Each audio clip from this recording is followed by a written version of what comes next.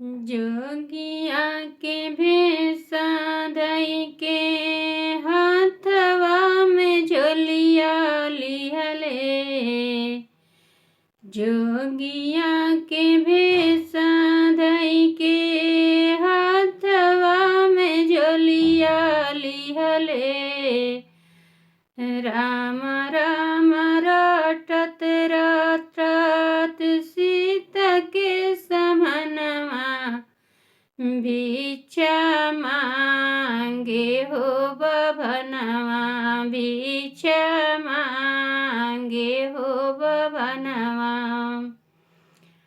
राम राम रटत रटत सीता के समनवा भिक्षा मांगे हो बभनवा।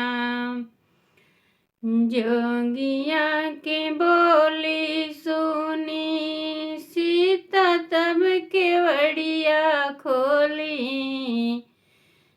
जोगिया के बोली सुनी सीता तब केवड़िया खोली।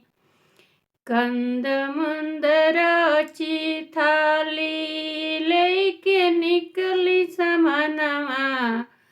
बाबा ले लाहो भोजनवा। बाबा ले लाहो भोजनवा। रेखवा के भीतर सीता ले बना हो भोजनवा। रेखवा के भीतर सीता ले बना हो भोजनवा। तुहरा बांधल बाबा धनवा। तुहरा बांधल बाबा धनवा। रेखवा के बहरे सीता लेके निकली भोजनवा। रेखवा के बहरे सीता लेके निकली भोजनवा। बाबा ले लाहो भोजनवा। बाबा ले लाहो भोजनवा।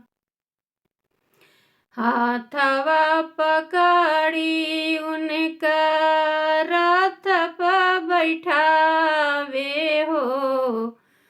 हाथवा पकड़ी के उनका रथ पर बैठावे हो।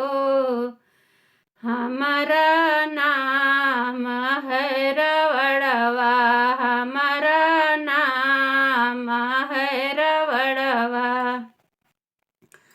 देश है लंका नगरी पानी है खरा हो। देश है लंका नगरी पानी है खरा हो। हमारा